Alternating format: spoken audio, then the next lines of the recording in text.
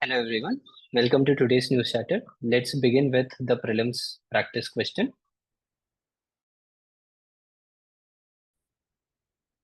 Greece is located in which country? So they have given four options: Italy, Greece, Armenia, and Turkey.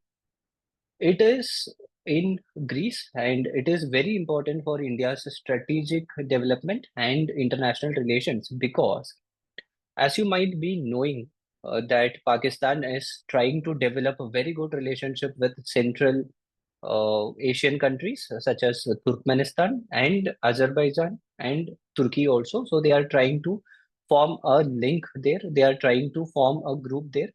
So India should be having a very good relationship with the coastal European countries in order to make sure our interests are intact. And Greece is one country. In 2023, we had a very good meet with Greece, the leadership of Greece, and we have been told that Piraeus port is going to be playing a very good role in the future of India-Greece relationship because we are going to import and export a lot of products through Greece. So try to remember this: Piraeus port is in Greece. Right against climate change. There has been a very good development in the Supreme Court yesterday, in which the Supreme Court has told that right against adverse effect of climate change is a fundamental right. Right against adverse effect of climate change. It was never mentioned anywhere until now. So this particular point is very important. Right against adverse effect of climate change from now on will be considered as a fundamental right according to Article 14, right to equality, and Article 21, that is right to life. Why right to life is something which we can understand. Why is it mentioned under Article 14? Because to have a very good life, to have equality of standards of life, you need to have protection against climate change. Because when climate change happens, it is the most vulnerable section of the community that gets affected. So their lifestyle will get affected, their livelihood will get affected, they will be affected by disasters. And in the end, what happens? The disparity between the rich and the poor keeps increasing. So, the right to health, which is a part of the right to life under Article 21, is impacted due to factors, these factors such as air pollution, vector-borne diseases, temperature, drought, etc. and etc. So the center has told the court asked the center what measures are you doing, to which the center has told that India has kept its goal as to reach 500 gigawatts of non-fossil based electricity generation by the year 2030. We have told this in the conference of parties, COP.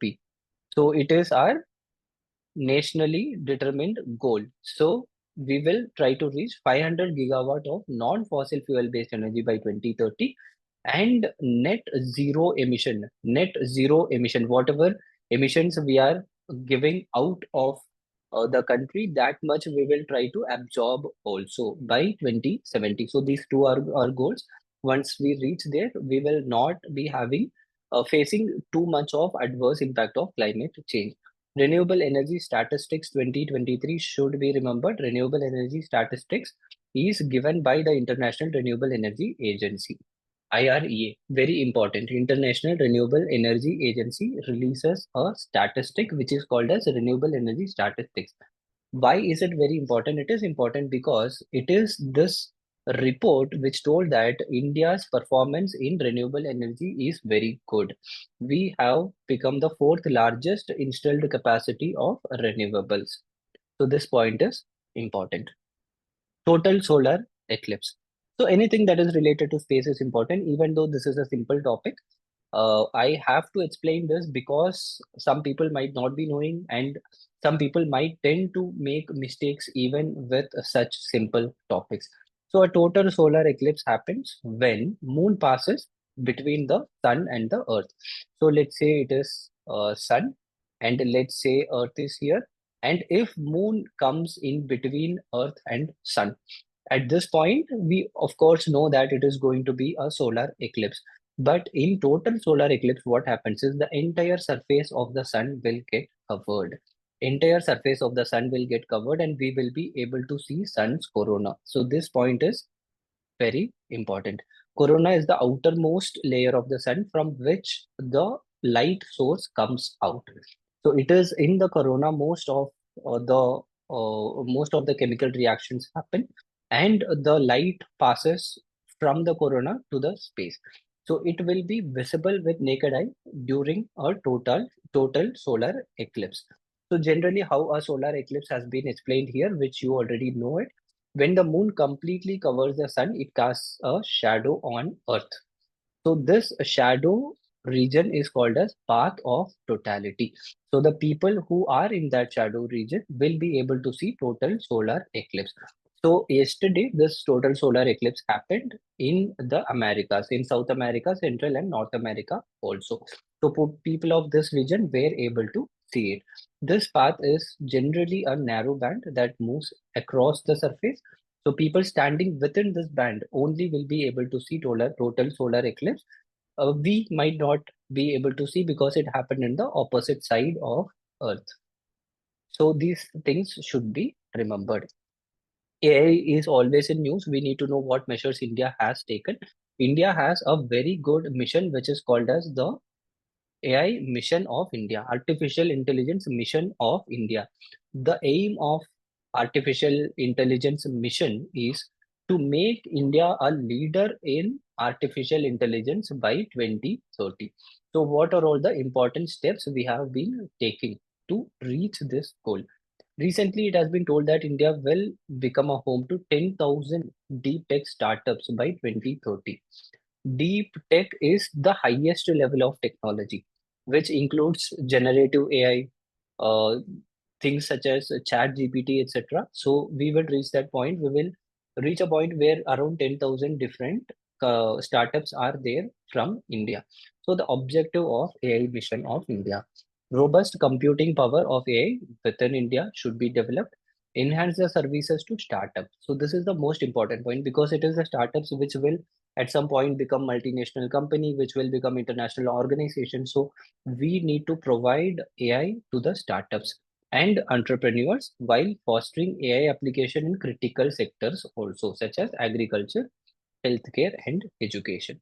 So two things. One, we need to focus on business by providing it to startups.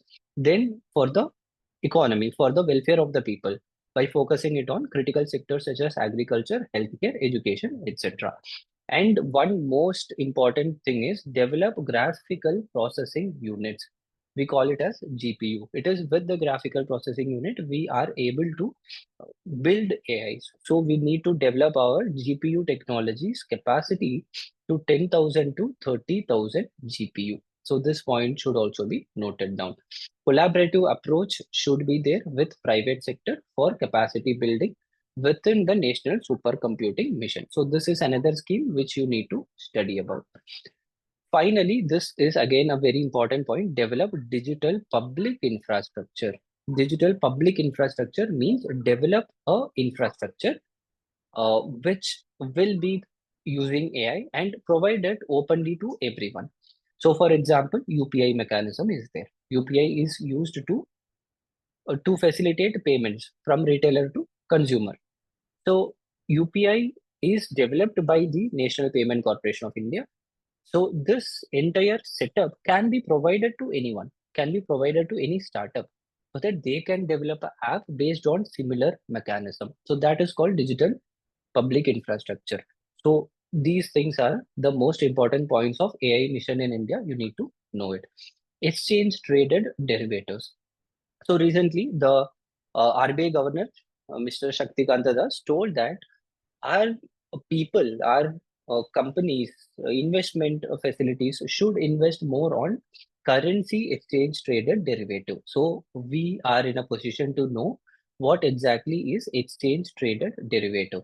Derivative is something which derives its value from something else. Derivative derives its value from some other product.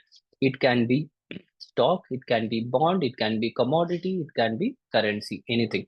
So if something is trying to derive its value from a base product, which can be currency, commodity, bond, stock, gold, anything is called as a derivative. It is regulated by Security and Exchange Board of India. So here in derivative, you need to know two important things. One is futures, second one option. Derivative, I have told, derivative is an agreement which will derive its value from a currency or gold or bond or anything. For example, today gold is there. So I will draw a contract which will tell that my contract will have its value directly based on gold. So I have this much amount of gold. So I am building a bond, a contract. So this contract can be sold in the exchange. Someone can buy it, someone can resell it. So that is what we call as derivative. So two kinds of mechanism functions here. One is future, second one is option. Very simple. Futures means if someone is trying to make a contract with me by telling that in a future date, maybe after 3 months or 4 months, or maybe after 1 year, I will purchase this much amount of derivatives from you and we will fix a cost now itself. So let's say I'm making a contract with someone else by telling that you get this product from me at 100 rupees, but not now, after 4 5 months. That is what we call as future. Options is when, and in the future date, the other person can purchase it or may not purchase it, depending on the situation of the economy, depending on his own situation at that point. So providing him an option to let it off at that point of time, that is what we call as options. So these two things should be known. In case you get a question, you should be in a position to answer it. This main pointers we have discussed yesterday, so we will not be discussing it today. Let's go to the prelims pointer, which is glycemic index. So these kind of terms, when you receive in news, you have to know about it, where you need to study about it. What exactly is glycemic index? Glycemic index means how much quantity of glucose, how much quantity of blood sugar is increasing in your body because of a particular food. So if I have a cake, a piece of cake, so because of that cake, how much blood sugar level has increased in my body is called as glycemic index. So two things are here. One is glycemic index and second one is glycemic load. So you need to have a good idea because India is considered to be the diabetic capital of the world. You need to know about it. So glycemic index measures how quickly a food causes blood sugar rise. Foods are ranked on the scale from 0 to 100. Less than 55 is known as having low glycemic index. Medium glycemic index is 56 to 69. Above 70 is high glycemic index. So try to remember this also. 55 and 70. Less than 55 is less glycemic index. More than 70 is high glycemic index. Food with high glycemic index will get digested very easily. You have it, immediately it will get digested. All the blood sugar will get into your system. Food with less glycemic index will take time to digest. So the sugar will keep coming into your system slowly, which is the best way to do it. Because when you get the glucose immediately into your body, it will get exhausted immediately. So that is not good. What is glycemic load? It is a number that estimates how much a food will raise a person's blood sugar level after eating it. So this one is index, this one is the total quantity. That is the only difference. Glycemic load is calculated by multiplying the glycemic index by amount of carbohydrates you have had. That's all. But the basic point you need to know here is glycemic index. It measures how quickly a food causes blood sugar level rise. In how much lesser time it is increasing. That is called as glycemic index. Glycemic load is the total amount of increase. So try to remember this. In case if they ask in prelims, you will be in a position to answer it. So that will be all for today. All the best. Study well. Let's meet tomorrow.